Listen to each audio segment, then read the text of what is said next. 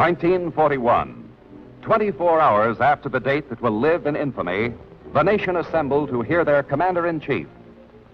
I ask that the Congress declare that since the unprovoked and dastardly attack by Japan on Sunday, December 7th, 1941, a state of war has existed between the United States and the Japanese Empire.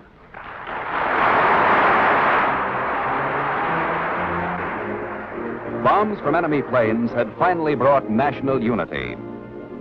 Fortunately, to lead the war effort, we had men like Mr. Robert Lovett, Assistant Secretary of War for Air, Judge Robert Patterson, Under Secretary of War, Chief of the Army Air Forces, General Henry Arnold, heading a staff which included Carl Spaatz, James Doolittle, Ira Aker, and Hoyt Vandenberg, among others.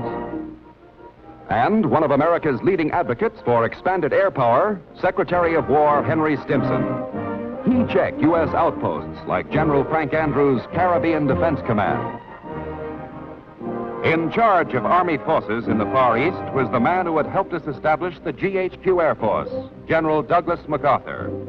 Now he consulted with Manuel Quezon, President of the Philippines. Together they had kept the island secure after a week of heavy bombing by the Japanese. Mac's men, close to a knockout, rolled with a punch. Not so at Clark Field. Here, despite a 9-hour warning, half our total bombing force was lost on the ground. But this didn't stop the Far East Air Force on emergency fields from wiring its planes together to fight what was destined to be a losing battle. Fighter pilots like Joseph Moore, Grant Mahoney, and Samuel Merritt fought a delaying action. Never knowing if their temporary bases would be safe for return, they prepared to engage the enemy. A few B-17s that escaped destruction joined the fight. Distinguishing themselves were bomber pilots Rosie O'Donnell, Hewitt Wheelis, and Kelly. That's Captain Colin Kelly. His fortress had been directed to locate and sink a carrier. Instead, a Jap heavy cruiser was spotted. A warship made a good target for Kelly's bombardier, Meyer 11. Bombs damaged and stopped the warship. Colin Kelly's life came to a hero's end that morning. Meyer Levin's luck ran out over New Guinea a year later. And despite the heroic sacrifices of men like Kelly and Levin, the Japs finally drove the Allies out of the Philippines.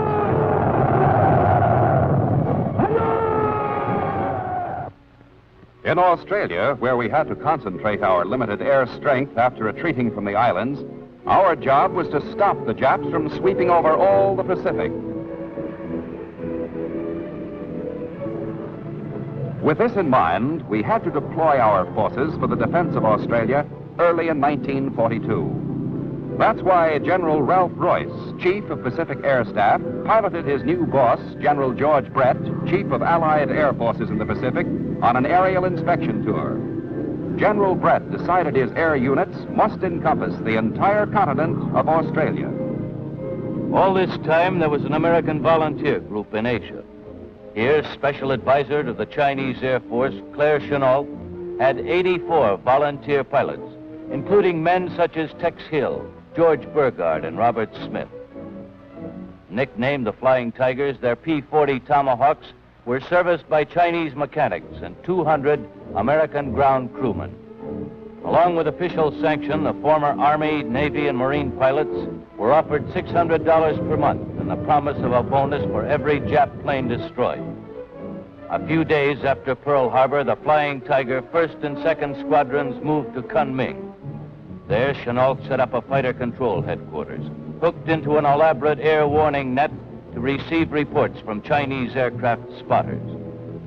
The Japanese, based at Hanoi, 60 miles away, headed for Kunming to destroy the untried Tigers who had arrived only the day before.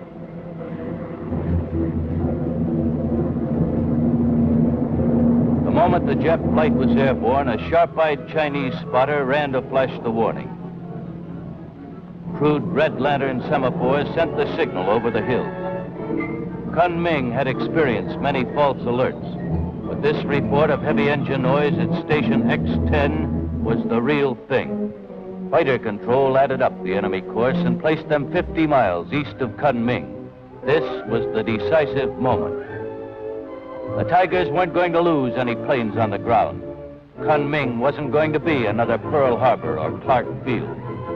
Japs were about to feel the bite of these razor-teethed tiger sharks, terrifying emblem of the flying tigers.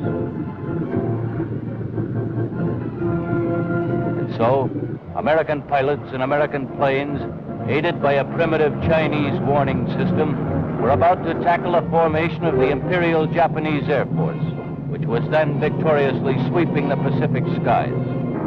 Part of the fate of China was riding in the P-40 cockpits as Robert Sandel's first squad made contact with the enemy.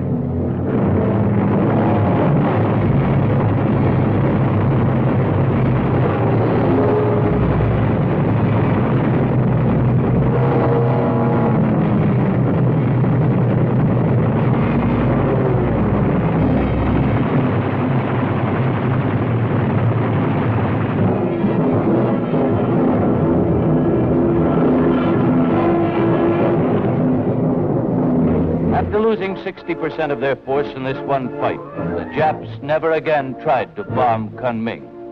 Chennault's handful of flying tigers were our only fighting airmen in China. And like the Lafayette Escadrille in World War I, they made us proud. But for global war, we needed men, thousands of skilled men.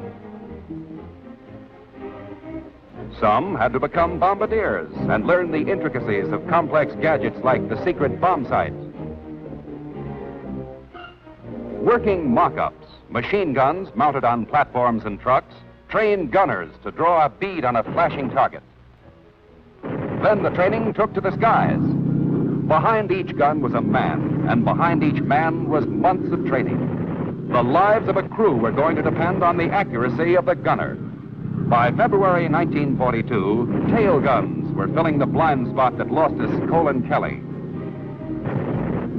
The Axis took 10 years to build their air forces. America had to do it in one, and at the same time, hold off the enemy. On the President's order, the bitter taste of war was returned to Japan. We fashioned a daring scheme to have the Hornet launch a force of bombers and strike at Tokyo from the sea. All the volunteers for this secret and hazardous job had been specially trained by Colonel Jimmy Doolittle. While under destroyer escort, the 80 Tokyo Raiders held a deck ceremony with Japanese medals. Doolittle fastened one of these to a 500-pound bomb. The medals were going to be returned with interest.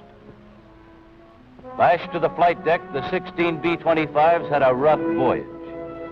Hoping to reach a takeoff point 450 miles from Japan, but ready to start in event of discovery, the crews kept fit. They were discovered.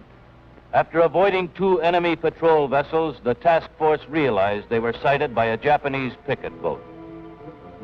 The Hornet's escort promptly sank. Since secrecy had been compromised and fearing an alarm all over Japan, Doolittle, forced into the decision, ordered the planes to be launched. This was 800 instead of 450 miles from Tokyo, and 10 hours earlier than planned. In spite of the last-second change, preparations went according to rehearsal. Only 467 feet of clear deck faced Doolittle's lead ship.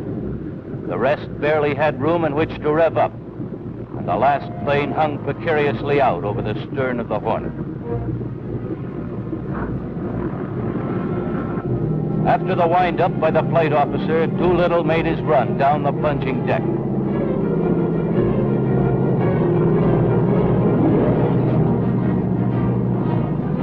With 100 feet to spare, he led the parade.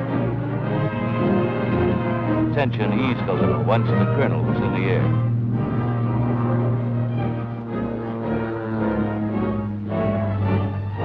crewmen cheered as one plane after another screamed down the swaying runway.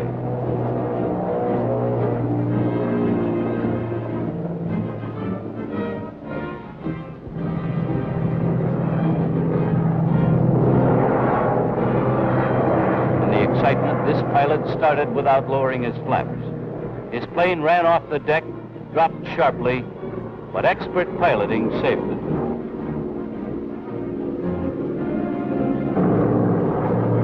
Launching fully loaded medium bombers had never been done before. When the decks of the flagship were cleared, Admiral Halsey signaled, "To Colonel Doolittle and his gallant command, good luck and God bless you."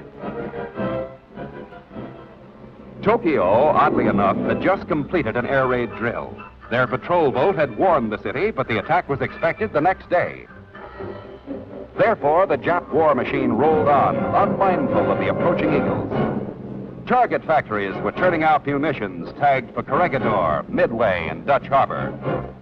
Secure behind their Pacific fortress, and confident of an early victory, they discounted America's ability to fight back. Thus, the bombers were virtually unopposed as they flew on the deck. They swept in over the coast on their way to Tokyo. Elements separated and some climbed to 1,500 feet for the bombing. At 12:15, the attack was opened by Doolittle, who dove in before he unloaded his incendiaries upon the Japanese capital.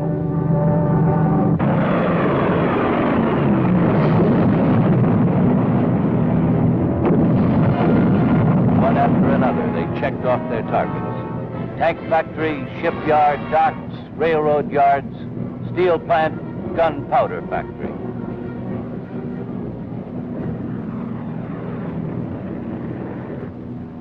As the raiders left Tokyo with a broad trail of flame and smoke in their wake, Japan tasted war. The raid was but an omen of the eventual destruction to be heaped on Japan from the skies. As Doolittle later promised, "We're going back to Tokyo, and we shall go in full array and with mighty allies."